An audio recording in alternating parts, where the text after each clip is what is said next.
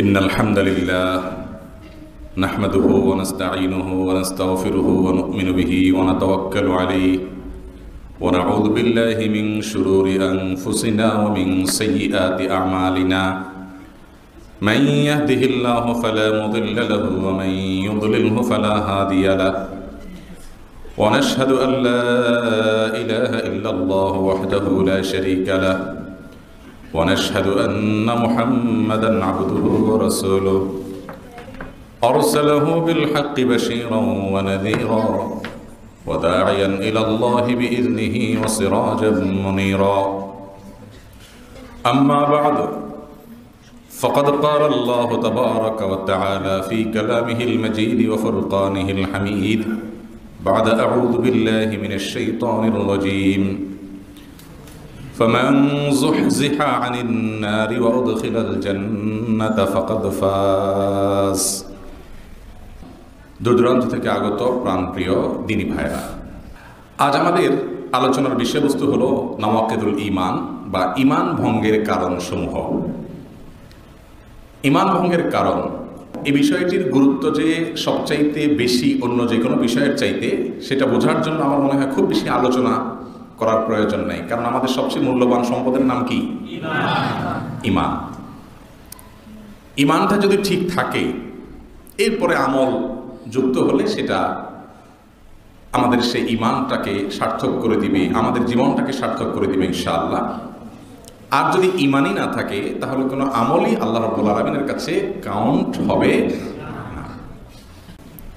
রাসূল করিম সাল্লাল্লাহু আলাইহি ওয়াসাল্লাম ইরশাদ করেছেন, একটা সময় আসবে যখন মানুষ ইউসবিহুর রাজুলু মুমিনান ওয়া ইউমসি কাফিরা, সকালবেলা ঈমানদার থাকবে, সে সন্ধ্যায় কি হয়ে যাবে? বেঈমান হয়ে যাবে, কাফের হয়ে যাবে। তার মানে কি? ঈমানটা ভেঙে যাবে, ঈমানটা নষ্ট হয়ে যাবে, ঈমান হারা হয়ে যাবে। নবী আলাইহিস সালাতু ওয়াস সালাম এই হাদিস থেকে পরিষ্কারভাবে আমরা জানতে পারলাম যে ঈমান ভাঙে, ঈমান ছুটে যায়, ঈমান চলে যায়, ঈমান আমরা হারিয়ে ফেলতে পারি, ঈমান নষ্ট হয়ে যেতে পারে। ঠিক না বেঠিক? যেহেতু আমরা এটুকু জানলাম যে ঈমান ভাঙে, ঈমান চলে যায়, তাহলে কিসের কারণে ঈমান ভাঙে, কোন কোন কথায়, কোন কোন কাজে, কোন কোন বিশ্বাসে আমাদের ঈমান নষ্ট হয়ে যাবে, সেগুলো আমাদের জানার প্রয়োজন আছে না নাই? কিয়ামত যত নিকটবর্তী হচ্ছে, ফিতনা, পরীক্ষা, ধাঁধা, ধোঁয়াশা, বিভ্রান্তি কমছে নাকি বাড়ছে? প্রতিনিয়ত বাড়ছে। শুধু কি বাড়ছে? রাসূল করিম সাল্লাল্লাহু আলাইহি ওয়াসাল্লাম ইরশাদ করেছেন, কিয়ামতের পূর্বে ফিতনা পতিত হবে কিরকম? বৃষ্টির ফোঁটার মতো। বৃষ্টির ফোঁটা যেরকম অনবরত পড়তে থাকে, ফিতনা এরকম একের পর এক, একটা ধোঁয়াশা কাটতে না উঠতে আরেকটা দেখা দিবে। বিভিন্ন মুখরোচক স্লোগান নিয়ে, আকর্ষণীয় নাম নিয়ে মানুষের সামনে হাজির হবে। এক এক ঝড়ে এক একজন ঈমান হারা হয়ে যাবে, এক এক ঝড়ে এক একজন কাফের হয়ে যাবে, এক একটা ঝড় উঠবে আর কিছু মানুষ বেঈমান হয়ে যাবে। প্রিয় ভাইরা আমার, কিয়ামতের পূর্বের সেই সময়টা আমরা পার করছি, ঠিক না বেঠিক? কত রকমের ধোঁয়াশা, কত রকমের বিভ্রান্তি, কত রকমের ভুল বোঝাবুঝি, কত রকমের সমস্যা যে আমাদেরকে মোকাবেলা করতে হয়, সেটা একমাত্র আল্লাহ রাব্বুল আলামিন ভালো জানেন। মুহতারাম হাজিরিন, সেজন্য আমাদের ঈমান ভঙ্গকারী বিষয়গুলোকে প্রতিটি পয়েন্ট পয়েন্ট আকারে আমাদের মধ্যে রপ্ত করতে হবে। প্রতিটি পয়েন্টকে আমাদের অনুধাবন করতে হবে, বোঝার চেষ্টা করতে হবে। আল্লাহ রাব্বুল আলামিন আমাদের সবাইকে সেই তৌফিক দান করুন। সাহাবায়ে কেরাম রিদওয়ানুল্লাহি তাআলা আলাইহিম আজমাইন ঈমান নিয়ে বড় বেশি চিন্তিত থাকতেন। আমরা সেই প্রসিদ্ধ হাদিসের কথা জানি, নাফাকা হানজালা। হানজালা মুনাফিক হয়ে গেছে, দৌড়ে ছুটেছে নবীজির দরবারে, ইয়া রাসূলুল্লাহ নাফাকা হানজালা, আমার ঈমান চলে গেছে ইয়া রাসূলুল্লাহ, আমি মুনাফিক হয়ে গেছি। আবু বকর রাদিয়াল্লাহু তাআলার সাথে দেখা, তিনি বলছেন, আমারও তো একই অবস্থা, তাহলে আমিও কি বেঈমান হয়ে গেলাম কিনা, বেঈমান হয়ে গেলাম কিনা, ঈমান আছে না চলে গেল? এটা নিয়ে নবীজির উপস্থিতিতে যখন ফিতনা এখনকার তুলনায় শতভাগের এক ভাগও ছিল না। কিয়ামত যত নিকটবর্তী হচ্ছে ফিতনা বাড়ছে না? তাহলে তখন ফিতনার তুলনামূলক কম ছিল না বেশি ছিল? ফিতনা এখনকার তুলনায় কম ছিল, ধোঁয়াশা কম ছিল, বিভ্রান্তি কম ছিল। ইমান বিধ্বংসী ঝড়, ইমান বিধ্বংসী তুফান এত ছিল না। তারপরেও সাহাবীরা ইমান নিয়ে টেনশন ছিলেন, পেরেশান ছিলেন। আমি আজ 18-19 বছরের মতো দাওয়াতি ফিল্ডে কাজ করছি, মসজিদে জুমা পড়ানো, খুতবা দেওয়া, আলোচনা করা। আমার এই দীর্ঘ দাওয়াতের ইতিহাসে শত শত মানুষ দেখেছি এসেছে, জিজ্ঞাসা করেছেন যে হুজুর অমুক কাজ হয়ে গেছে, আমার ওযু আছে না নাই, অমুক কাজ হয়ে গেছে, নামাজের মধ্যে নামাজ নষ্ট হয়ে গেছে কিনা, অমুক কাজ করে ফেলছি, অমুক কথা বলে ফেলছি, এখন আমার দাম্পত্য সম্পর্কটা আছে না ভেঙে গেছে, অমুক কাজ করে ফেলছি, রোজাটা ছিল না নষ্ট হয়ে গেছে। এরকম বহু প্রশ্ন মানুষ করে।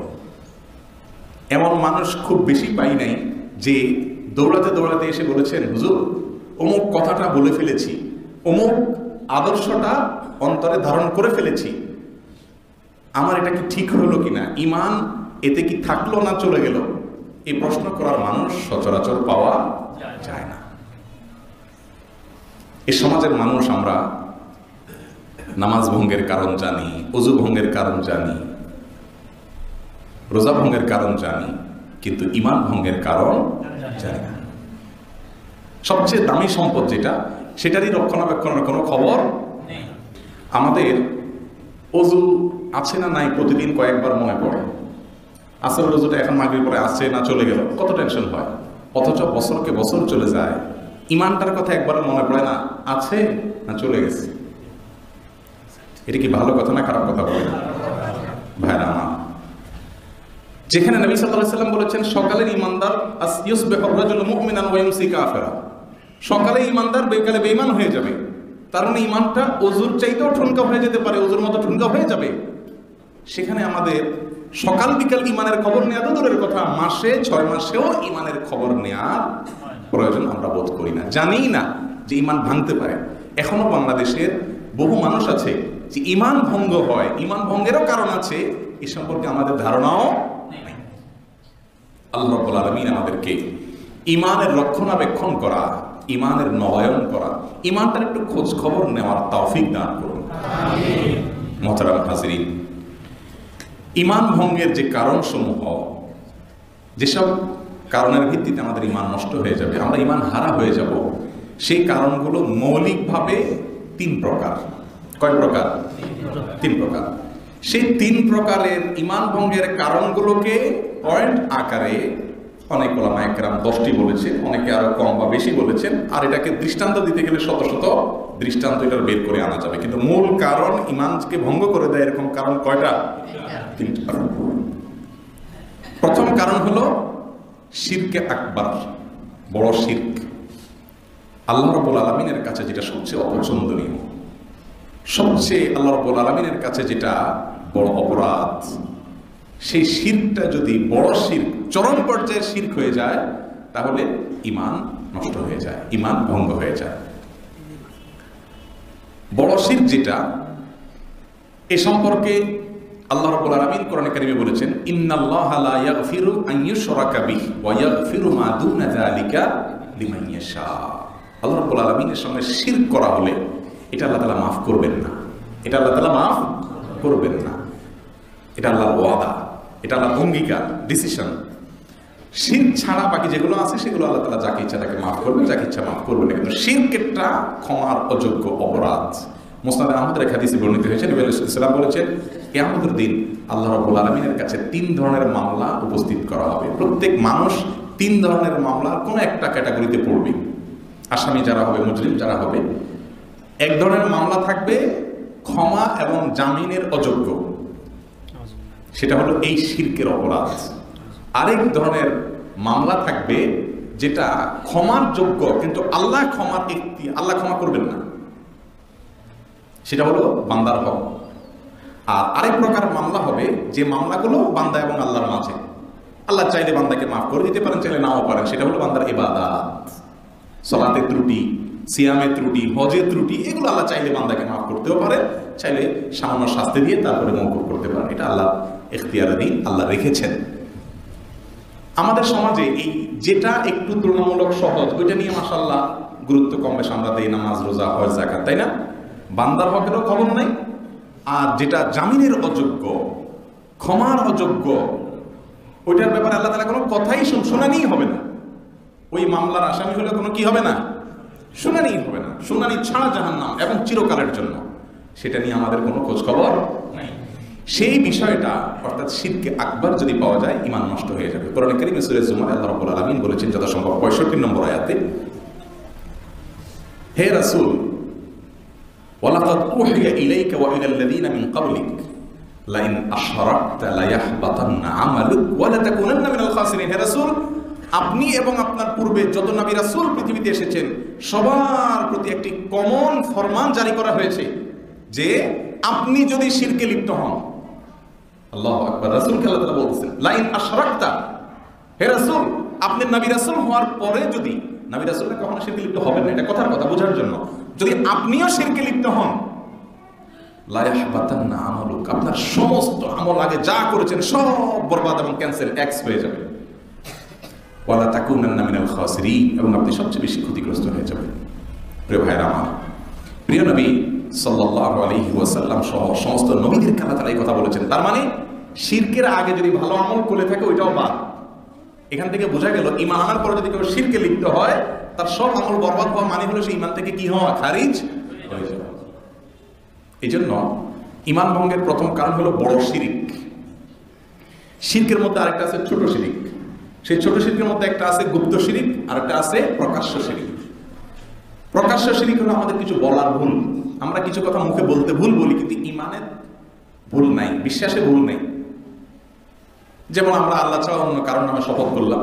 নবী সাল্লাল্লাহু আলাইহি ওয়াসাল্লাম ইরশাদ করেছেন, মান আরাদা আন ইয়াহলিফা ফালইয়াহলিফ বিল্লাহি আও লিয়াসমুত, কেউ শপথ করলে আল্লাহর নামে করবে, আল্লাহ চুপ থাকবে, কারণ নামে শপথ করা যাবে না। কিন্তু আমাদের দেশে মায়ের নামে, বাবার নামে, এটার নামে, সেটার নামে শপথ আছে না নেই?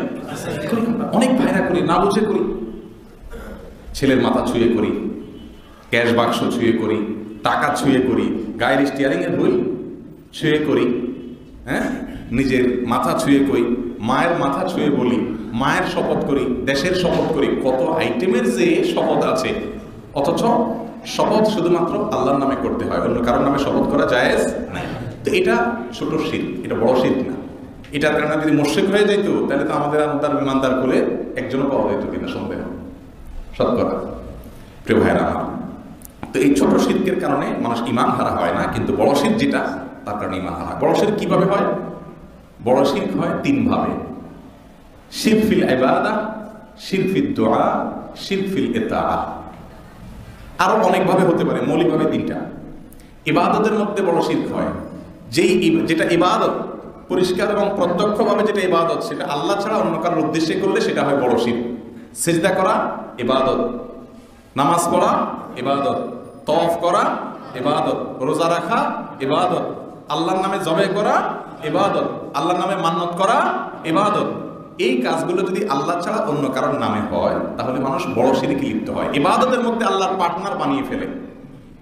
শিরক মানেই কি? পার্টনার সাব্যস্ত করা।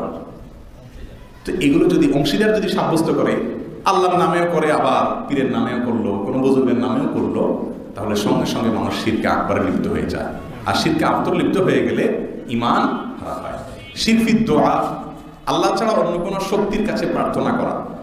অনেকে সন্তান চায়, ব্যবসার উন্নতি চায়, রাজনৈতিক উন্নতি চায়, বিভিন্ন মাজারে গিয়ে চায় না? মাজারে গিয়ে, খাজা বাবার দরবারে গিয়ে দোয়া করে যেন ইলেকশনে জিততে পারে।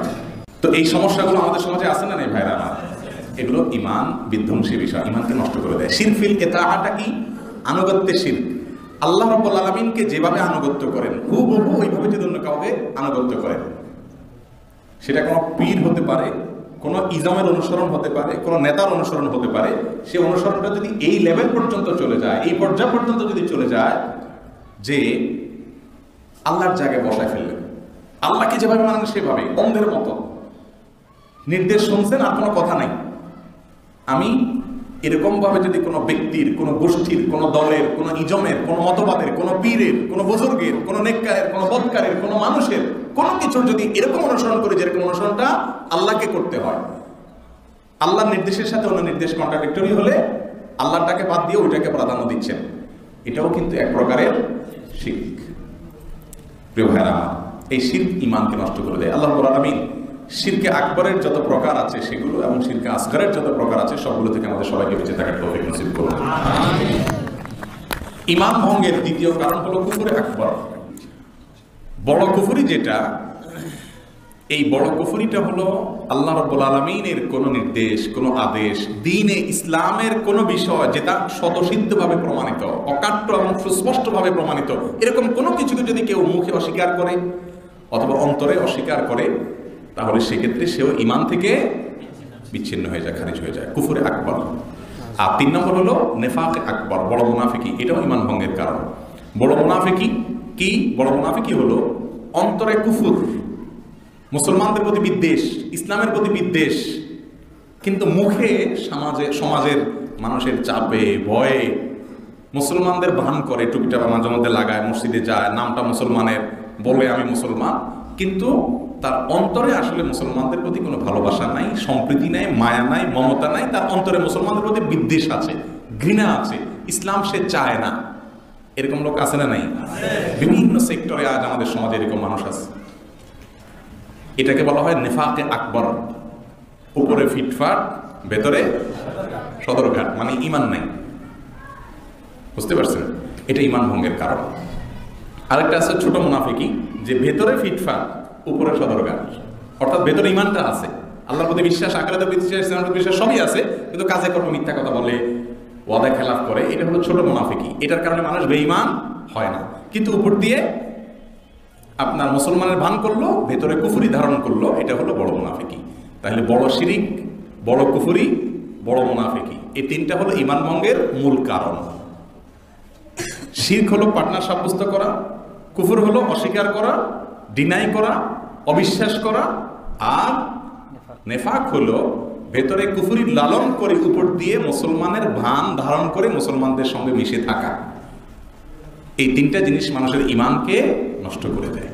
এমনকি অনেক মুসলিম ভাই নামাজ পড়েন, রোজা রাখেন, মসজিদে আসেন, এমন আছেন যে একটা পর্যায়ে তার অন্তরে ইসলামের কোনো বিষয়ের প্রতি, যেটা সুস্পষ্ট এবং অকাট্যভাবে প্রমাণিত, এরকম কোনো বিষয়ের প্রতি তার সন্দেহ তৈরি হয়েছে। এটা যথার্থতা নিয়ে, যৌক্তিকতা নিয়ে, উপযুক্ততা নিয়ে এই যে সংশয় বা সন্দেহ তৈরি হলো, এর ফলেও সে কি হয়ে যেতে পারে? ঈমান থেকে বের হয়ে যেতে পারে। এরকম অনেক মুসলিম ভাইরাও আছেন। কিন্তু ঈমান ভঙ্গের এই 3টা কারণ আবার মানুষের মধ্যে দেখা যায় 3 ভাবে। কয়ভাবে? 3 ভাবে। শিরিক, কুফর, নেফাক, এগুলো মানুষের মধ্যে পাওয়া যায় কয়ভাবে? 3 ভাবে। বিশেষ করে প্রথম 2টাকে বলা যায় এগুলো 3 ভাগে পাওয়া যায়। যেমন শিরিকটা ইতিকাদের মধ্যে হতে পারে, বিশ্বাসের মধ্যে শিরিক হতে পারে, আবার কর্মের মাধ্যমে শিরিক হতে পারে, উক্তি বা মন্তব্যের মাধ্যমে শিরিক হতে পারে। একইভাবে কুফরি, এটা শুধু অন্তরে হতে পারে, তাহলে সেটা নেফাকের পর্যায়ে যাবে। আর যদি মুখে কুফরিটা বাক্য উচ্চারণ করে, তাহলে মন্তব্যের মাধ্যমে কুফরি হতে পারে। আবার কিছু কর্ম আছে যে কর্মগুলোর মাধ্যমে কুফর হতে পারে। আমরা এক্সাম্পল দিলে পরিষ্কার হয়ে যাবে। বিশ্বাসগত শিরিক কি? কে মনে করলো যে আসলে অমুক পীর বা অমুক বুজুর্গ বা অমুক নেতা আসলে আল্লাহ রাব্বুল আলামিন একা সবকিছু করেন না, এটা কিছুটা ভাগে যোগে হয়, এই সাইডটা আল্লাহ তাআলা ওনাকে দিয়ে দিয়েছেন। যেমন হিন্দুরা মনে করে যে সরস্বতীর কাছে শিক্ষার বিভাগটা দিয়ে দিয়েছে ঈশ্বর, অতএব এটা সে দেখাশোনা করে, এটা ডাইরেক্ট ঈশ্বরের কাছে চাওয়া লাগবে না, এটা সরস্বতীর কাছে চাইলে সে ঈশ্বরের দেওয়া পাওয়ার অনুযায়ী দিয়ে দিবে। আমাদের মুসলমানদের মধ্যে এরকম অনেক ধারণা আছে না? নেই? যার কারণে মনে করে যে কোনো পীর, কোনো বুজুর্গ, কোনো জীবিত মৃত মানুষ, তার কাছে এরকম কোনো পাওয়ার আছে। আল্লাহ দেয় ঠিক আছে, কিন্তু ওনার মাধ্যমে দেয় বা ওনার কাছে চাইতে হবে, ওনার মাধ্যমে চাইলে পাওয়া সহজ হবে। এটাও এক প্রকারের শিরক, এটা বিশ্বাসগত বিষয়। এবার আসেন কর্মগত শিরক। কেউ আল্লাহ ছাড়া অন্য কাউকে সিজদা করলো, কবরে গিয়ে সিজদা করলো, এটা কর্ম। সিজদাটা তো বিশ্বাস না, কর্ম। এই কর্মের মাধ্যমে সে কি করলো? যেটা আল্লাহকে করা যায় সেটা অন্য কাউকে করলো, তাহলে পার্টনার বানায় ফেললো, শরীক করে ফেললো। আছে না? নাই? 3 নম্বরে উক্তিগত শিরক। কেউ মন্তব্য করলো, মুখে বললো যে আরে শুধু আল্লাহ আল্লাহ বললে হয় নাকি, আরে আল্লাহ দিয়ে কি হয়, নাউজুবিল্লাহ, আল্লাহ লাগে বুঝলাম, আল্লাহ দিয়ে হয় না, সাথে ইল্লাহ লাগেই লাগে, এরকম যদি বলে তাহলে সেটাও কি হবে? শিরক। এটা হলো উচ্চারণগত শিরক। এরকম আরো শত শত এক্সাম্পল দেওয়া যাবে। কুফরের ক্ষেত্রে একই কথা। অন্তরে কুফুর আছে, অবিশ্বাস আছে, না ইসলামে আসলে সবই ঠিক আছে, কিন্তু এই জিনিসটা আসলে ঠিক না ইসলামের, তার মানে ওইটাকে সে অস্বীকার করলো। এই যে অস্বীকৃতি, এটা হলো কি কুফুর। এই অস্বীকৃতিটা হলো কি কুফুর। এটা অন্তরে হতে পারে অস্বীকৃতি, মুখে বলতেছে না কিন্তু তার অন্তরে অবিশ্বাস আছে, নেফাক যেটাকে বলে। আরেকটা হলো কাজের মাধ্যমে কুফুর, যেমন সে এমন কোনো কাজ করলো যে আল্লাহর প্রতি অবিশ্বাস প্রমাণ করলো, যেমন তার জীবনে জন্ম থেকে মৃত্যু পর্যন্ত বা কোনো একটা লেভেলে এসে সেখান থেকে ইসলামের কোনো ধোয়া মোছা ছিটে ফোটা কিচ্ছু নেই, না নামাজ, না রোজা, না হজ, না জাকাত, না কোরআন, না হাদিস, না জিকির, না আল্লাহর নাম, না রাসূলের কথা, না টুপি, না নামাজ, মসজিদ, কিচ্ছু নেই। এরকম অনেক মানুষ আছে না নাই? মুসলমান কিন্তু না, কিন্তু ইসলামের হামজাটাও নেই, মানে কিচ্ছু নেই। একটা দলে জুমা ঈদ পড়ে, নামাজটা অন্তত পড়ে, চুরিদারিও করে, সাথে বিভিন্ন আইটেমের মুসলমান আছে। কিন্তু কিছু লোক আছে নাম মুসলমানের সন্তান, আদম সময়তে মুসলমান, কিন্তু তার জীবনে ইসলামের কোন নাম গন্ধ ছিটে ফোটা কিচ্ছু নেই। তার আচরণটা প্রমাণ করছে সে আসলে আল্লাহকে বিশ্বাস করে, ইসলামের প্রতি, কোরআনের প্রতি তার বিশ্বাস নাই। ভাইরা আমার, এটা ঈমান ভঙ্গের কারণ। কর্মের মাধ্যমে অবিশ্বাস, কুফরি, অস্বীকৃতি। আর মন্তব্যের মাধ্যমে কুফরি, সেটা তো অহরহ। কেউ বললে এই যুগে সবই ঠিক আছে, এই যে মেয়েদেরকে পর্দার মধ্যে, কাভারের মধ্যে ভরায় ফেলা ইসলামের, এই জিনিসটা আমি বিশ্বাস করি না, নাউজুবিল্লাহ। এই যে মুখে অস্বীকার করলো আল্লাহর একটা বিধানকে, সূরা নূরের আয়াতকে, সূরা আহজাবের আয়াতকে, অসংখ্য অগণিত হাদিসকে, স্বতঃসিদ্ধভাবে প্রমাণিত বিষয়কে, সুনিশ্চিত সন্দেহের ঊর্ধ্বে উঠে যে জিনিসটি প্রমাণিত হয়েছে সেটাকে অস্বীকার করলো, সাথে সাথে সে ঈমান থেকে বের হয়ে যাবে। প্রিয় ভাইরা আমার, এরকম ঈমান ভঙ্গের যে তিনটা মৌলিক কারণ আছে, শিরকে আকবার, কুফুরে আকবার, নেফাকে আকবার, বড় শিরক, বড় কুফুর, বড় নেফাক, এইগুলো তিনভাবে প্রকাশ পায়: উক্তির মাধ্যমে, কর্মের মাধ্যমে, বিশ্বাসের মাধ্যমে। অতএব তিনটা উইন্ডো পাইলাম আমরা খুঁজা। কয়টা? তিনটা। এক, বিশ্বাস; দুই, কাজ; তিন, মন্তব্য। এই তিনটাকে কন্ট্রোল করতে হবে যাতে এগুলোর কোনোটা দ্বারা আল্লাহর সঙ্গে কোনো কিছুকে পার্টনার সাব্যস্ত করার ধারে কাছে লেশ পর্যন্ত যেন না স্পর্শ হয়। কথা দ্বারায় না, বিশ্বাসের দ্বারায় না, কর্মের দ্বারায় না। একইভাবে কুফুরের কথা, অবিশ্বাসের কথা, আল্লাহ রাব্বুল আলামিনের প্রতি অবিশ্বাস প্রকাশ হয় এমন কোনো কথা, কাজ, বিশ্বাস যেন অন্তরে না আসে। আল্লাহ রাব্বুল আলামিন আপনাকে আমাকে এই সবগুলো থেকে হেফাজত থাকার তৌফিক দান করুন। প্রিয় ভাইরা আমার, তাহলে ফিতনার চতুর্মুখী আক্রমণের এই যুগে অনেক প্র্যাকটিসিং মুসলিম, নিয়মিত সালাত আদায়কারী মানুষ, মসজিদে আগমনকারী মানুষ, ইসলামের প্রতি অনেক আনুগত্য প্রকাশকারী মা বোন ভাইয়েরা, নিজেদের অজান্তে আমরা আমাদের ইমানটা খুইয়ে বসে আছি। আমি নামাজ পড়ছি, আমি রোজা রাখছি, আমি হজ করছি, আমি জাকাত দিচ্ছি, অথচ আমি বেঈমান হয়ে আসি বহু আগেই। আমি তো আশা করছি আখিরাতে কিছু পাবো, অথচ আমার কোনো হিসেবের খাতায় নামই নাই, কাটা হয়ে গেছে বহুত আগে। এরকম পরিস্থিতি থেকে আল্লাহ রাব্বুল আলামিন আমাদের সবাইকে হেফাজতে থাকার তৌফিক দান করুন। কিয়ামতের ময়দানে যদি দেখেন যে ইমানদারদের কাতারে আপনার দাঁড়ানোর সুযোগ নেই, ইমানদারদের কাতারে আপনি দাঁড়ানোর সুযোগ নেই, কাফেরদের সাথে হাসর হয়েছে, আপনি আশ্চর্য হয়ে বলছেন যে আল্লাহ, আমি কেন এদের সাথে হাসর হলো, আমি তো মুসলমান ছিলাম। অথচ আপনি এমন বিশ্বাস নিয়ে কবরে গেছেন, এমন মন্তব্য করতে করতে কবরে গেছেন, যেটা ঈমান হারা হওয়ার কারণ। আল্লাহ সুবহানাহু ওয়া তাআলা আমাদেরকে বারবার আমাদের ঈমানগুলোকে নবায়ন করা, ঈমানগুলোকে রিপেয়ার করা, ঈমানকে পরিচর্যা করা, ঈমানের রক্ষণাবেক্ষণ করা, ঈমান নিয়ে চিন্তা করা, ভাবনা করা, এগুলোর তৌফিক নসিব করুন। প্রিয় ভাইরা আমার, অনেক ওলামা একরাম, অনেক বড় বড় ইমামগণ এই ঈমান ভঙ্গের কারণগুলোকে ব্যাখ্যা করে 10টি কারণ দেখিয়েছেন। ওই তিনটা থেকেই আবিষ্কার করে 10টি পয়েন্ট আকারে কারণ বের করে দেখিয়েছেন। আমরা সেগুলো আপনাদেরকে বলে শুনাই, এরপর ইনশাআল্লাহ অন্য কিছু প্রাসঙ্গিক কথা বলে আমি আলোচনা শেষ করবো, এরপর আমাদের কোনো প্রশ্ন থাকলে করবেন ইনশাআল্লাহ। সেই 10টি কারণের ভিতরে 1 নম্বর কারণ হলো শিরক, যেটা এতক্ষণ আমরা আলোচনা করলাম। শিরক করলে আল্লাহ রাব্বুল আলামিন বলেছেন পূর্বের সব আমল বরবাদ হয়ে যাবে, এটা 1 নম্বর আলোচনা চলে গেছে। ঈমান ভঙ্গের দ্বিতীয় কারণ হলো কেউ যদি আল্লাহ এবং তার মাঝে কোনো মধ্যস্থতাকারী, কোনো মিডিয়া, কোনো ভায়া, কোনো মাধ্যম সাব্যস্ত করে, তাহলে ওই ব্যক্তি ঈমান হারা হয়ে যায়। মনে করলো যে, যেটা আমরা একটু আগে এক্সাম্পলে বললাম যে আল্লাহর কাছে ডাইরেক্ট পাওয়া যায় না, আসলে একটা আয়াতের অপব্যবহার হয় এই ঈমান হারা পয়েন্ট পর্যন্ত পৌঁছাইতে, সেটা হলো ওয়াবতাগু ইলাইহিল ওয়াসিলা। শুনছেন না শুনেন না আপনারা? আয়াত মানে কি? তোমরা আল্লাহর কাছে যেতে হলে ওসিলা তালাশ করো, অর্থাৎ ভায়া মিডিয়া মাধ্যম তালাশ করো। বাংলা ওসিলা আর আরবি ওসিলা কি এক?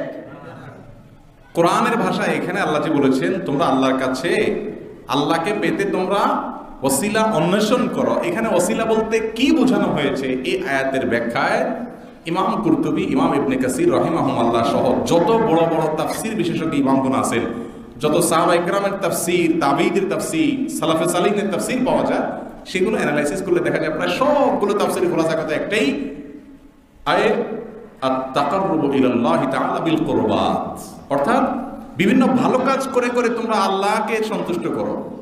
তাহলে ভালো কাজে করে আল্লাহকে সন্তুষ্ট করা কোথায়, আর আল্লাহকে পাওয়ার জন্য আরেকটা মানুষ বা একটা শক্তির কাছে ধর্ণা দিয়ে তার মাধ্যমে তাকে দালাল বানিয়ে আল্লাহকে পাওয়া, দুটা দুই জিনিস। এই দ্বিতীয় কাজ যেটা মাধ্যম দিয়ে মালিককে খুশি করা, এটা তো হিন্দু ভাইরা করে, ঠিক না? ঠিক। আল্লাহ রাব্বুল আলামিন কোরআনে হাকিমে এদের সম্পর্কে বলেছেন সূরা জুমারের 3 নম্বর আয়াতে, আল্লাহ লাহুদ্দীনুল খালিস, পূর্ণাঙ্গ দিন শুধুমাত্র আল্লাহ, সেখানে কোনো মাধ্যম মিডিয়া ভায়া কারোর কোনো অংশগ্রহণ নাই। পরিপূর্ণ দিন শুধুমাত্র কার জন্য একনিষ্ঠ করতে হবে? আল্লাহর জন্য। ওয়াল্লাযীনা ইত্তাখাযু মিন দুনিহি আউলিয়া, কিছু লোক আছে আল্লাহ ইবাদতের পাশাপাশি, আল্লাহকে স্বীকৃতি দেওয়ার পাশাপাশি কিছু মধ্যস্থতাকারী সাব্যস্ত করে, তাদেরকে মিডিয়া বানায় এবং বলে মা না'বুদুহুম ইল্লা লিয়ুকাররিবুনা ইলাল্লাহি যুলফা, আমরা তো এদেরকে পূজা করি, এদেরকে ইবাদত করি, এদের কবরে মাজারে সিজদা করি এই জন্য যে এরা আল্লাহর কাছে আমাদেরকে পৌঁছায় দিবে, মিডিয়া। আল্লাহ রাব্বুল আলামিন তাদের সম্পর্কে বলেছেন ইন্নাল্লাহা ইয়াহকুমু বাইনাহুম ফীমা হুম ফীহি ইয়াখতালিফুন, তারা যে বিষয় নিয়ে মতপার্থক্য করছে, এই যে একটা নতুন জিনিস আবিষ্কার করে শিরকে আকবারে লিপ্ত হচ্ছে এবং মধ্যস্থতাকারী সাব্যস্ত করছে, এর ফলে কিয়ামতের দিন আল্লাহ তাদের মাঝে ফয়সালা করবেন। ইন্নাল্লাহা লা ইয়াহদি মান হুয়া কাযিবুন কাফফার, যে ব্যক্তি অস্বীকার করেছে, কাফের হয়েছে, সেই ব্যক্তিকে আল্লাহ বলেন পথ দেখাবেন না। তাহলে যে ব্যক্তি আল্লাহর সঙ্গে পার্টনার বানায় মাঝখান দিয়া, আল্লাহ তাকে বলেছেন কাযিবুন কাফফার, সে কুফরি করেছে, অস্বীকার করেছে, ঈমান হারা হওয়ার মতো বিষয়। আমাদের সমাজে এখন এরকম মানুষ আছে না নাই বলেন? শত শত হাজার হাজার মানুষ আছে। আল্লাহ রাব্বুল আলামিন কিছু দেওয়ার জন্য কোনো মিডিয়ার প্রয়োজন আছে? নাই। আল্লাহ বলেছেন উদউনি আস্তাজিব লাকুম, তোমরা আমার কাছে দোয়া করো, আমি তোমাদের দোয়া কবুল করব। আমি একটা কথা সবসময় বলি, আমাদের মতো যে সমস্ত দেশে সামনের দরজা দিয়ে আসলে কিছুই হয় না, সব কিছুই পেছনের দরজা দিয়ে হয়। একটা ট্রেনের টিকিট কাটতে যাবেন ঈদের সময়, তাও আপনি কাউন্টারে গেলে পাবেন না, পেছনে পাবেন, ঠিক না? ঠিক। সরকারি বেসরকারি যে কোনো দরকারি কাজে আপনি সামনে কিছু পাবেন না, টেবিলের নিচ দিয়ে সবই হবে। এরকম দেশের মানুষ হলে সমস্যা হয় কি, ইমানেরটাকে আমরা এরকম মনে করি যে আল্লাহকে মনে হয় ডাইরেক্ট পাওয়া যাবে না, আল্লাহর মতো অনেক দালাল টালাল আছে, এদেরকে পেমেন্ট করলে, হাদিয়া তোফা দিলে, খাওয়াইলে টাওয়াইলে এরা আল্লাহর সাথে চুকাই দিবে। কথাটা কি বুঝতে পারছেন? যেহেতু দেশে বা জাগতিক ক্ষেত্রে দেখি যে সব জায়গায় ডাইরেক্ট হয় না, ঘুরে গেলে হয় ঠিকই, তো আল্লাহটাও মনে হয় নাউজুবিল্লাহ ডাইরেক্ট হবে না। জান্নাত ট্রেনের টিকিট যদি 500 টাকার টিকিটই পাওয়া না যায় ডাইরেক্ট, জান্নাত কেমনে পাবো? এটাও একটা দালালের দরকার। এই দালাল ধরলে, দালাল রে হাদিয়া তোফা টোফা দিলে সে পার করবে। আসলে মাঝে মধ্যে দালালের খপ্পরে পড়ে মানুষের সব খুইয়া বসে থাকে না? আমাদের অবস্থা হবে কি, আমাদের দিন যেসব ভাইরা এরকম বিশ্বাস করে তাদের অবস্থা হবে এরকম যে দুনিয়াতে সহায় সম্পদ দিল, আখিরাতে দালালের মার খাবে, সেও মার খাবে, ঠিক না? ঠিক। আল্লাহ রাব্বুল আলামিন আমাদের ঈমানগুলোকে হেফাজতে রাখার তৌফিক দান করুন। ঈমানদারের সাথে আল্লাহ রাব্বুল আলামিনের কানেকশনের জন্য কোনো ভায়ার প্রয়োজন নাই। ইবলিস কাফের না ঈমানদার? শুধু কাফের না, রাইসুল কুফার, নেতা না? কুফরি এটা পৃথিবীতে বা সৃষ্টি জগতে প্রথম দেখাইছি তো সে অস্বীকৃতি, অবিশ্বাস, ডিনাই করা। এই ইবলিস আল্লাহর কাছে দোয়া করছে না করে নাই? রাগের মুহূর্তে আল্লাহ সিজদা করতে বলছেন, সাথে সাথে অস্বীকার করছে, সাথে সাথে আবার বলতেছে ফানজিরনি ইলা ইয়াউমি ইউবআসুন, আল্লাহ কিয়ামত পর্যন্ত হায়াত দেন। চিন্তা করেন, মাত্র আল্লাহর আইন নির্দেশ অমান্য করছে, এই রাগান্বিত অবস্থায় স্বীকার করছে, সাথে সাথে আবার আল্লাহর কাছে চাওয়ার পরে আল্লাহ আবার সাথে সাথে আল্লাহ আবার বলছেন নাকি, বেয়াদব, মাত্র তুই আমার হুকুম লঙ্ঘন করলি, আদম সিজদা করলি না, আবার চাইয়া বসছস, আবদারও করছস। আল্লাহ তো এটা বলেন নাই। আল্লাহ কি বলছেন? ফাইন্নাকা মিনাল মুনজারিন, যাও, তোমাকে সুযোগ দেওয়া হলো। দোয়ার সাথে সাথে মঞ্জুর। ইবলিসের দোয়া যদি কবুল হয় ভায়া ছাড়া ডাইরেক্ট, তো আপনার দোয়া কবুল হবে না, আপনি ইমানদার। অতএব ইবাদত এবং দোয়ার জন্য কোনো ভায়া মিডিয়ার প্রয়োজন নাই। কোরআন এবং হাদিস জানবো, আল্লাহকে সন্তুষ্ট করে জান্নাত নেব ইনশাআল্লাহ। আলেমগণ, ওলামা একরাম শুধুমাত্র আমাদেরকে কোরআন এবং হাদিস সম্পর্কে জানাবেন, আল্লাহ এবং তার রাসূলের পথ দেখাবেন, তারা আমাদেরকে আগায়া দিতে পারেন না। কোরআনের অসংখ্য আয়াত এই সপক্ষে রয়েছে। লাইসা লিল ইনসানি ইল্লা মা সাআ, মানুষ যা করবে তাই পাবে, দালাল ভায়া দিয়া কোনো কিছু পাবে না। তো ভাইরা আমার, ঈমান ভঙ্গের এই পয়েন্টটা খুব গুরুত্বপূর্ণ, যে আল্লাহ রাব্বুল আলামিনের মাঝে কোনো মিডিয়া সাব্যস্ত করা যাবে না। সরাসরি সবকিছু আল্লাহর কাছে চাইবো, আল্লাহর কাছে নিব। ঈমান ভঙ্গের তৃতীয় কারণ, অমুসলিমদেরকে অমুসলিম মনে না করা, কাফেরদেরকে কাফের মনে না করা, মুশরিককে মুশরিক মনে না করা। এই পয়েন্টটা আজ শত শত হাজার হাজার লক্ষ লক্ষ যুবক ভাইয়েরা, মধ্য বয়সের ভাইয়েরা, বোনেরা, এই পয়েন্টটা অনেকের ভিতরে পাওয়া যায়। প্রথম দুই পয়েন্ট এত বেশি পাওয়া যায় না, এই পয়েন্টটা যত বেশি পাওয়া যায়। আরে সব ধর্মই ঠিক, সব ধর্মই ভালো, সব ধর্মেরই গন্তব্য এক, পথ এক একটা আর কি, এ ধরনের কথা অনেকে বলে না। এই যে গোলালু মার্কা বিশ্বাস, আল্লাহকেও বিশ্বাস করে, আবার বলে যে ধর্ম কোনোটাই খারাপ না, সবগুলাই আসলে একই। এই মূর্খতা, এই জাহালাত ঘরে ঘরে আমাদের অনেক মুসলিম ভাইদের মধ্যে আছে। তিনি জানেন না তার এই বিশ্বাসের কারণে ঈমান আগে থেকে থাকলেও এই বিশ্বাস যখন আসছে তখন তিনি বেঈমান হয়ে গেছে। কাফেরদেরকে কাফের মনে করতে হবে। তারা কি জান্নাতে যাবে না জাহান্নামে যাবে? অনেক অমুসলিমের মৃত্যুর পর আমাদের অনেক ভাই বোন লেখে RIP, রেস্ট ইন পিস, জান্নাতে গিয়ে আরাম করো। বাহ, জান্নাতে গিয়ে আরাম করো বলতেছে কাকে? ওই ব্যক্তিকে, যে ব্যক্তি জান্নাতের সৃষ্টিকর্তার স্বীকৃতিই দেয় নাই। আবার এটাকে মনে করো উদারতা, বড় মনের পরিচয়, যে জান্নাতে শুধু আমরা যাবো কেন, তারাও তো কত ভালো কাজ করছে, তারাও যাবে। যে ব্যক্তি জীবনে কখনো জান্নাতের নাম শুনলে ঘৃণা করছে, তাকে টাইনা জান্নাতে নেওয়া, এটা তার জন্য ভালো না খারাপ? তার প্রতি অবিচার, ঠিক না বেঠিক? যে লোকটা জান্নাতকে বিশ্বাসই করে নাই, আল্লাহকে বিশ্বাস করে নাই মানে জান্নাতও বিশ্বাস করে নাই, ঠিক না বেঠিক? যে আমার জান্নাতকে বিশ্বাসই করে নাই সারা জীবনে, যদি কাছে জীবদ্দশা বলা হয়তো ভাই চলেন আপনাকে জান্নাতে নিয়ে যাই, সে রাগ করতো। অমুসলিম হলে রাগ করতো কিনা? তো জীবদ্দশাতে জান্নাতে নেওয়ার কথা বলে রাগ করতো। বেচারা মারা যাওয়ার পরে তাকে টাইনে আপনি জান্নাতে নিচ্ছেন, আপনি মনে করছেন উদারতা দেখাচ্ছেন, আরে আপনি তো তার প্রতি অবিচার করছেন, ঠিক না বেঠিক বলেন? ভাইরা আমার, কিছু মানুষ আমাদেরকে উদারতার সবক দেয়, বলে যে হুজুরদের মনগুলা সব ছোট, সংকীর্ণ মনা, এরা আসলে এদের উদারতা নেই। একটা অমুসলিম, তার ব্যাপারে আমরা ব্রডনেস রাখলে সমস্যাটা কোথায়? আমি বলি যে আপনার বউয়ের ব্যাপারে আপনি কিন্তু ভাগ বসাইতে বলবেন না কাউকে। আপনি মানি ব্যাগের বেলা বুঝলেন এটা আমার মানি ব্যাগ, আপনারটা আপনার, বউ আমারটা আমার, আপনারটা আপনার, পরিবার আমারটা আমার, আপনারটা আপনার, এগুলো খুব ভালো বোঝেন। রাষ্ট্র আমাদেরটা আমাদের, পাকিস্তান এটা পাকিস্তানি, এটা আমরা বুঝি না ভালো? এইসব জায়গায় কি আমরা উদারতা দেখাই? আমাদের স্বাধীনতা দিবসে পাকিস্তানিরা যদি এসে আমাদেরকে উইশ করে যে তোমাদের স্বাধীনতা সুসংহত হোক, তোমরা লক্ষ লক্ষ শহীদের বিনিময়ে স্বাধীনতা অর্জন করেছো, ধরে রাখার চেষ্টা করো, পাকিস্তানি কোনো নেতা এসে যদি বক্তব্য দেয়, সেটাকে পৃথিবীর কোনো মানুষ উদারতা হিসেবে দেখবে? এটা তো খুব ভালো বুঝি, মাশাআল্লাহ। একজন বলল যে ভাই আপনার জন্মের ঠিক নাই, আপনার বাবা মুখ না, সে আমার জন্মকে অস্বীকার করে, আমার বাবা আমার মায়ের চরিত্র নিয়ে সে সন্দেহ করে। আমি যদি তার মৃত্যুর পর বলি যে মা অমুক লোকটা মারা গেছে, তোমার বেডরুমে থাকে, আমি নিয়ে যেতে চাই, এটা কি উদারতা হবে? নাকি মা সম্পর্কে সন্তান, কুলঙ্গার সন্তানের উদাসীনতা হবে? উদাসীনতা হবে না?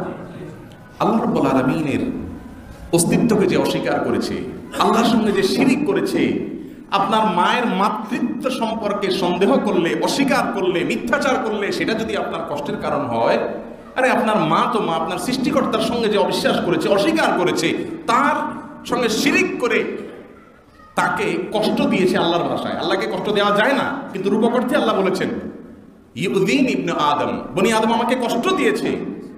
আপনার মাকে অপমান করেছে, মার মনে কষ্ট দিয়েছে, মার মাতৃত্ব নিয়ে কথা তুলেছে, আপনার বাবার পিতৃত্ব নিয়ে কথা তুলেছে, আপনার চরিত্র নিয়ে কথা তুলেছে, আপনার মায়ের চরিত্র নিয়ে কথা তুলেছে।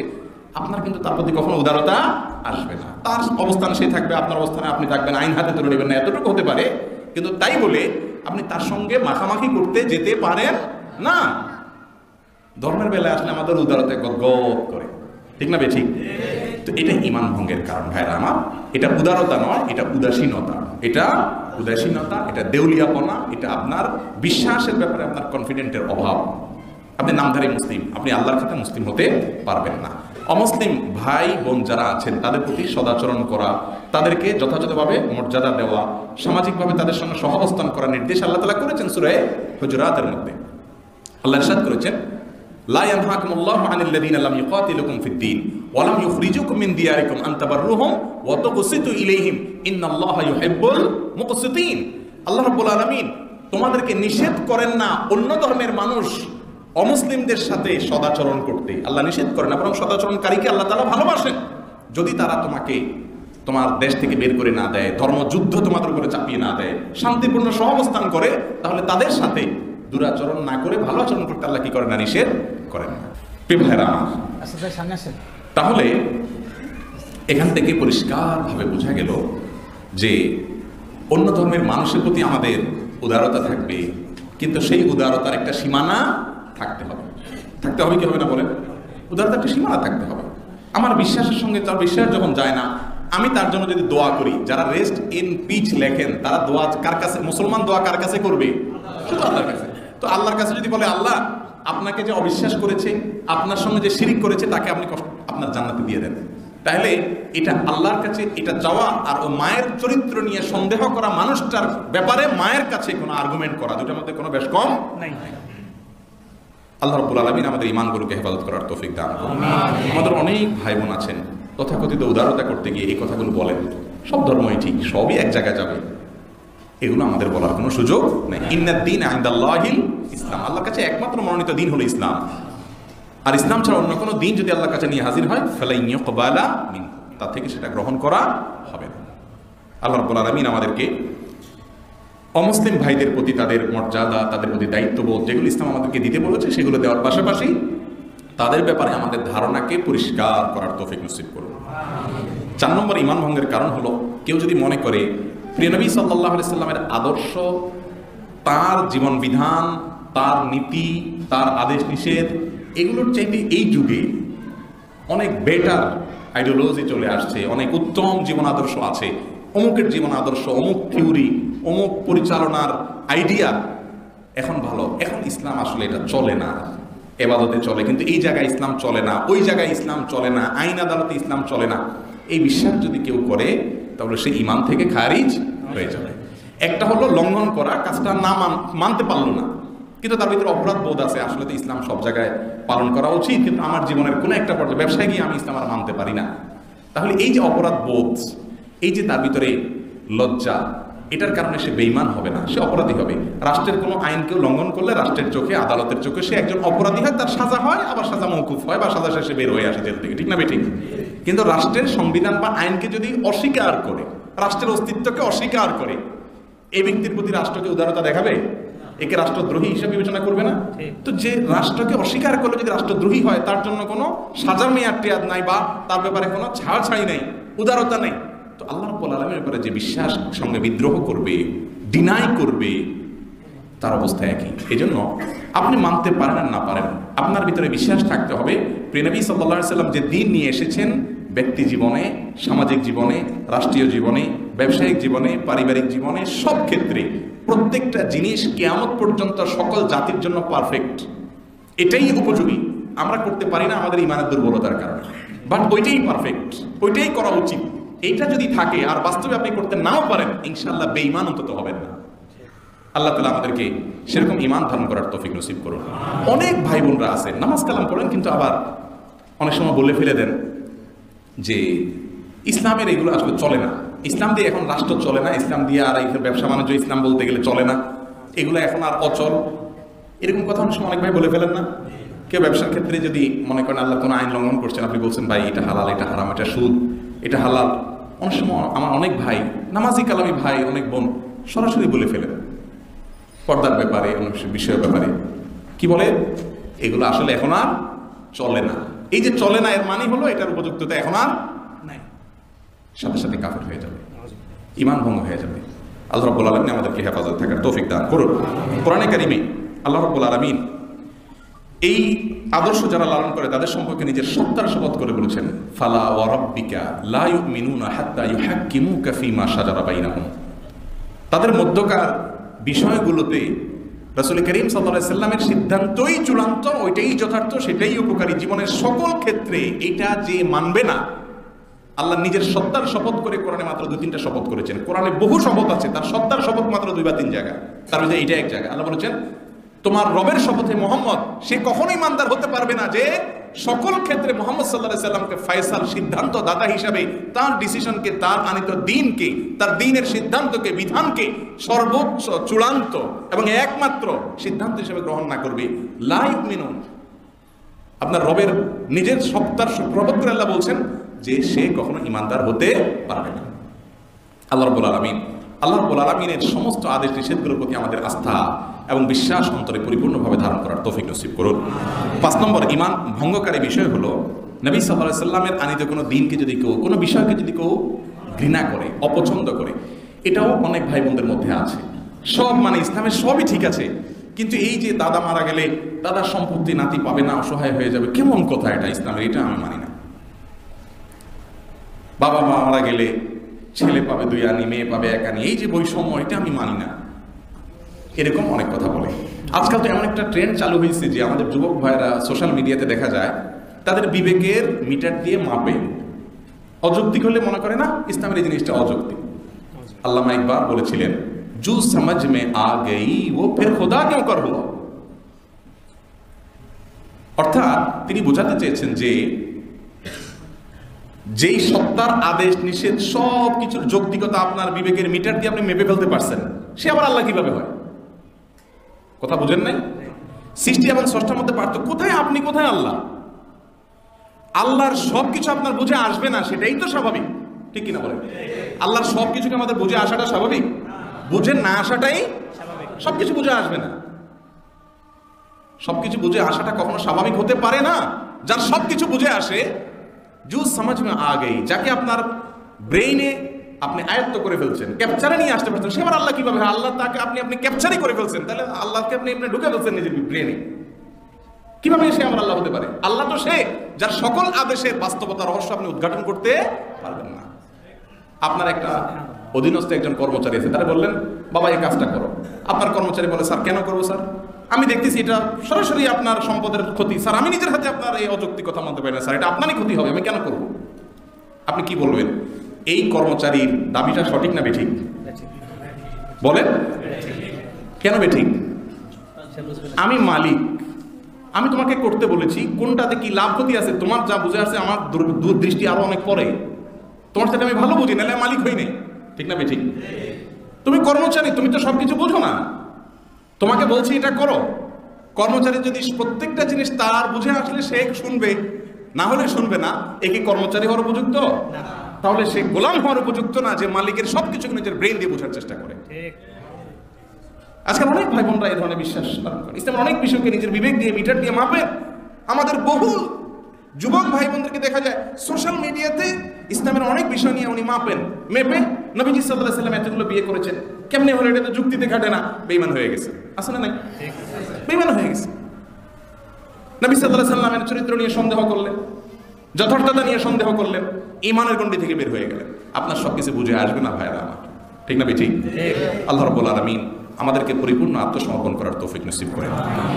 যারা নিজের বিবেককে সবকিছু বোঝার জন্য মানদণ্ড আর মাপকাঠি বানায়, এরা নিজের বিবেকের দাস, বিবেকের দাস। তারা মনে করে স্বাধীন, ওরা বড় গোলাম, ঠিক না বেঠিক?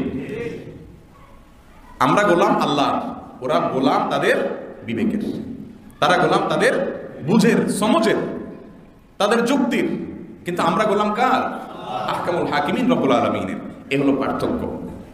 আপনি একটা মানুষের বিবেকের গোলাম, আর আমি মানুষের সৃষ্টিকর্তার বিবেকের গোলাম। গোলাম আপনিও, আমিও, পার্থক্য হলেই। আল্লাহ রাব্বুল আলামিন আমাদেরকে নিজেদের ঈমানের উপরে কনফিডেন্ট থাকার তৌফিক নসিব করুন।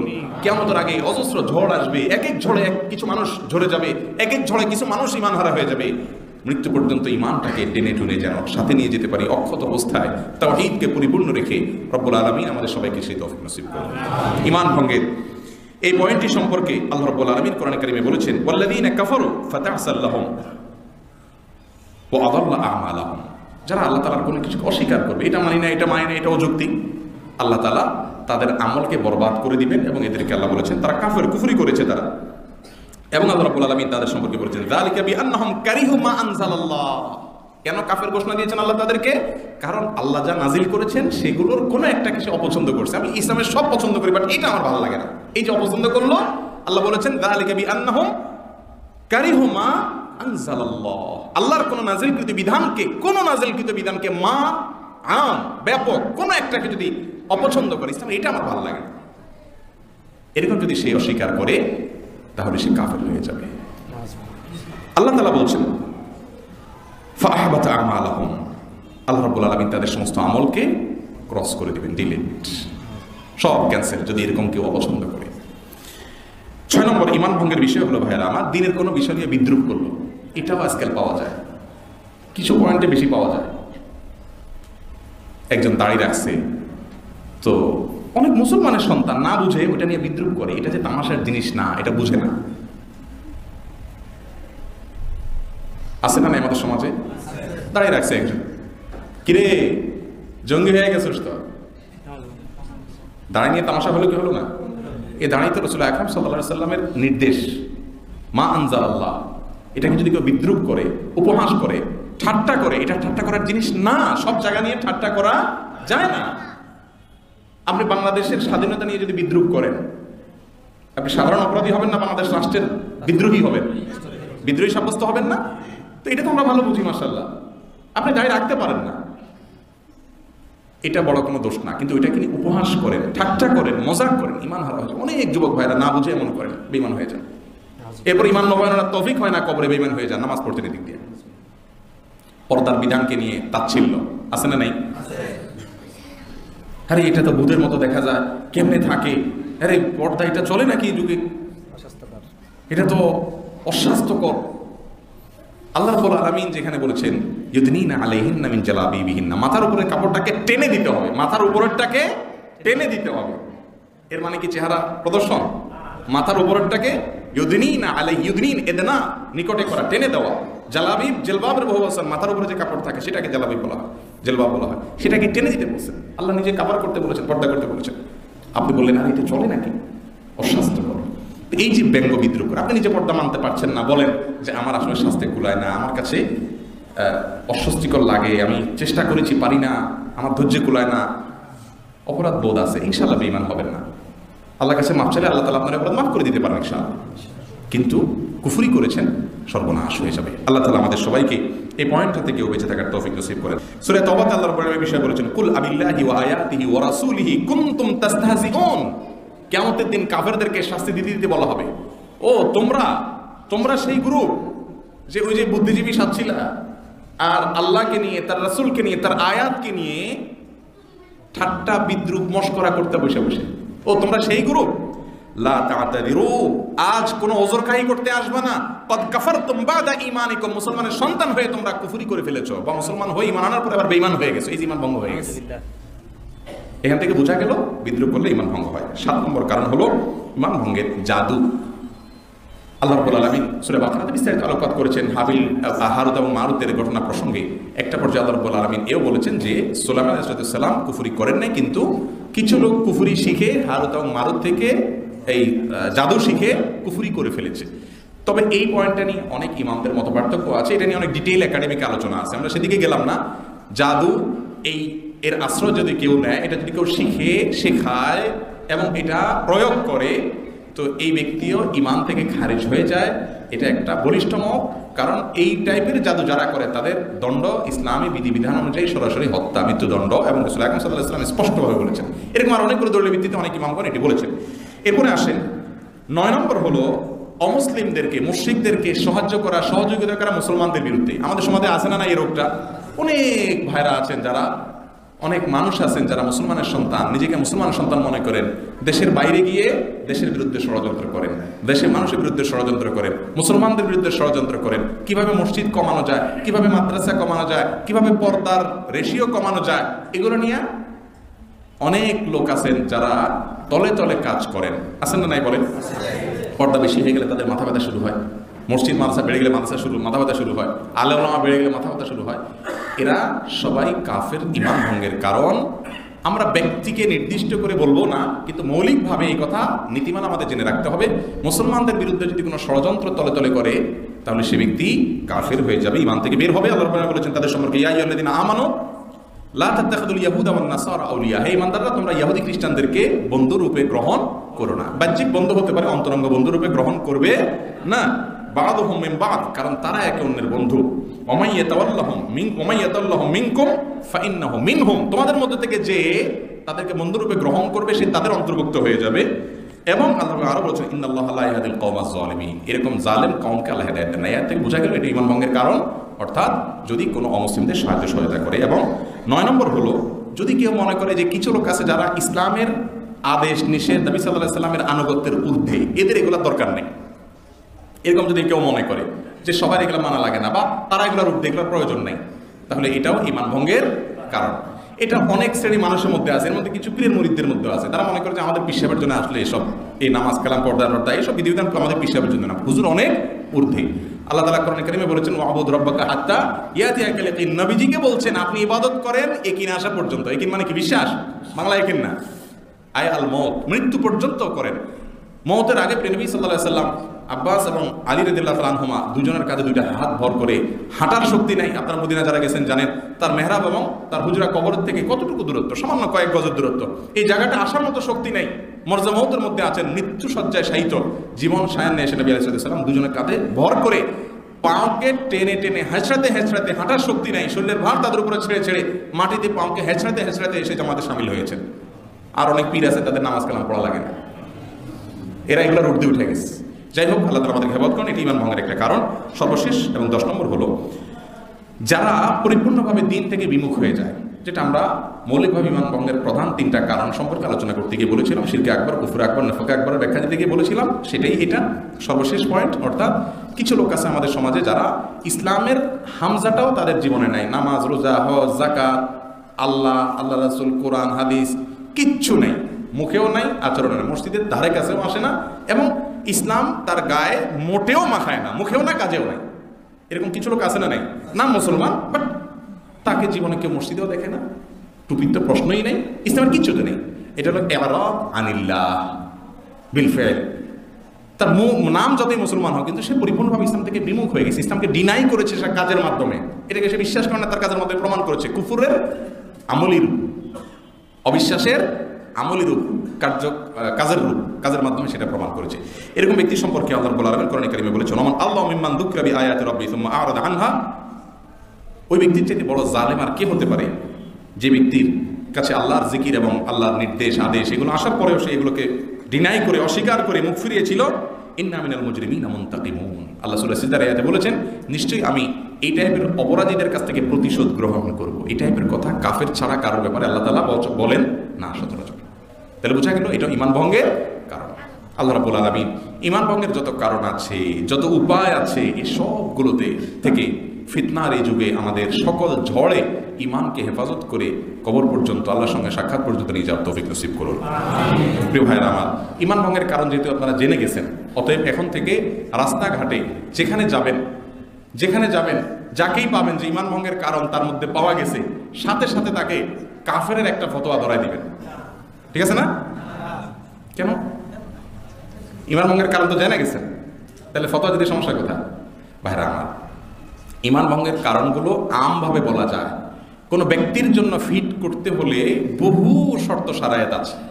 ওই ব্যক্তিকে ব্যাখ্যা নিতে হবে, তাকে তওবার সুযোগ দিতে হবে, অনেক ব্যাপার স্যাপার আছে। সবচেয়ে বড় কথা হলো যে তার কথার মধ্যে ভিন্ন অর্থ হতে পারে, ভিন্ন উদ্দেশ্য হতে পারে, জাহালাত থাকতে পারে, এটা দূর করার অবকাশ আছে, সে অবকাশ গ্রহণ করতে হবে।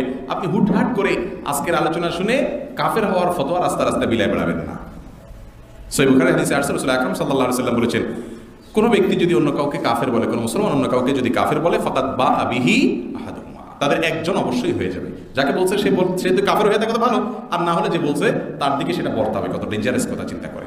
এই জন্য ব্যক্তি ধরে ধরে কাফেরের ফতোয়া এটা আমরা সাধারণ মানুষ দিতে যাব না, এগুলো ওলামাদের জন্য রাখবো। ওলামা একরাম চিন্তা করে বিবেচনা করে শর্ত সারার দিকে তাকফিরের যে মূলনীতি আছে সেগুলো অ্যানালাইসিস করে তারপরে ফতোয়া দিবেন। আপনারা সেটা দিতে যাবেন না। আজকাল ওয়াজ আমরা নিজের জন্য শুনি না, অন্যের জন্য শুনি। পয়েন্টগুলো শুনে কত মানুষ মনে মনে এখানে এখন আমরা ভাবছি যে এই পয়েন্ট ওর মধ্যে পাওয়া যায়, এই ওই গোষ্ঠীর মধ্যে পাওয়া যায়, আমার মধ্যে আছে কিনা, এটা নিয়ে আমাদের তেমন মাথা ব্যথা। আমরা আসলে উম্মার প্রতি অনেক দরদ রাখি মাশাআল্লাহ, বাট নিজের প্রতি কোনো দরদ। আল্লাহ রাব্বুল আলামিন আমাদের সবাইকে বিচক্ষণ ইমানদার হওয়ার তৌফিক নসিব করেন। আবারও প্রথম শুরুর দিকের কথা বলে শেষ করছি। ভাইরা আমার, ফিতনার ঘনঘটা চলছে, জোয়ারের মতো, ঝড়ের মতো প্রবল বেগে বিভিন্ন রূপে ফিতনা আসছে, বিভ্রান্তি আসছে, ধোঁয়াশা আসছে। আমাদের ইমানগুলো কাওয়াকাইল মাতারি, বৃষ্টির ফোঁটার মতো ইমান নষ্ট হওয়ার মতো ফিতনা আসছে।